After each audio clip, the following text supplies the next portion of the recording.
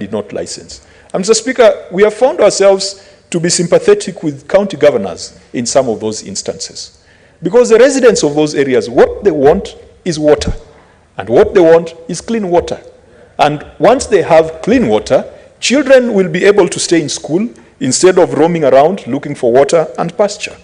So sometimes when we have one framework legislation that cuts across, we must also ensure that there could be certain exceptions that can be made for some of those difficult situations. Technology adoption is also not uniform across the country. I've seen that there's a transition that has been proposed of 3 years for all county governments to ensure that there's a technological platform for uniformity of licensing across the 47 counties. I think 3 years is not too bad a proposal to make, because as things stand now, most of the, particularly telecommunication network, is concentrated along the tarmac, the 4G, the 5G, and there are some areas that are still on 2G in this republic. And you find 2G along tarmac roads. There are parts of this country, vast areas, that has never seen tarmac. In fact, they call tarmac a black snake because it is alien to them. We've gone to parts of Turkana, parts of Pokot, parts of Mandera, parts of Samburu, where they've never seen tarmac. And because these technologies and because some of these internet connectivity are provided by entities that are out to make profit, they are not going to put a mast in the middle of nowhere. They will put masts along the tarmac road. And so if you're going to expect someone in a far-flung corner of West Pokot to entirely rely on technology that sometimes requires a 5G internet connectivity to make an application for a license, that person will be in a position of unfairness as compared to the person who is in Nairobi, which is flooded with technology and flooded with connectivity.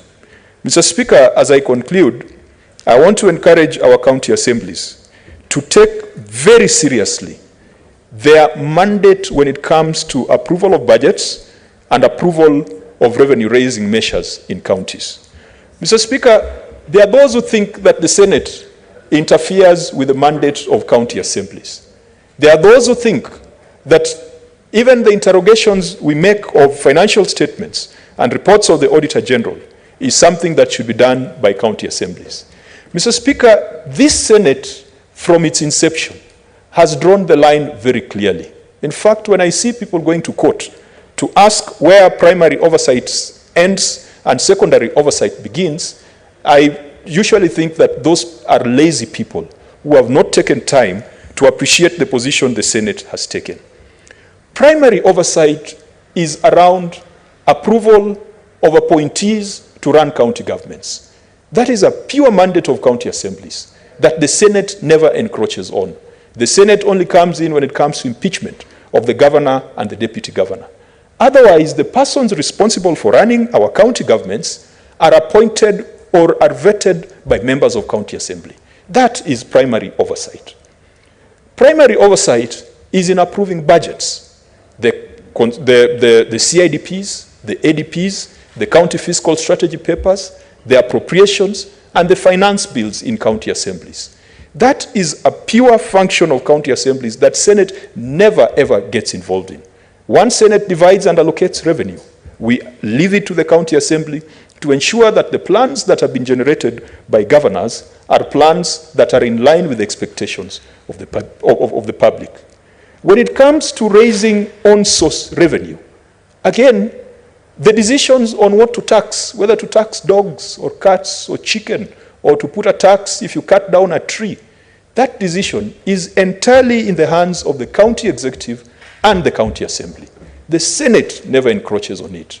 Mr. Speaker, I want to encourage county assemblies to be confident and to be bold, because the same laws that we use here in Nairobi are the same laws that are available to them. The same powers that we have.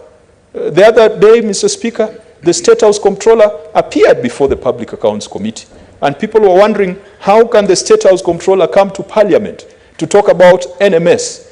The same power that the Senate has to compel the State House Comptroller to come before the Senate is the same power that county assemblies have to compel the State House Comptroller to appear before the County Assembly of Nairobi and to explain issues to do with NMS.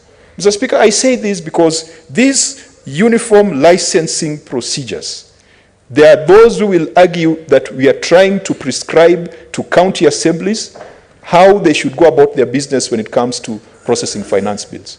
Mr. Speaker, if our county assemblies took their task and took their duty with the confidence and the seriousness that is required, I do believe that some of these multiple overlapping and duplicating licenses and levies that we see in counties would be a thing of the past.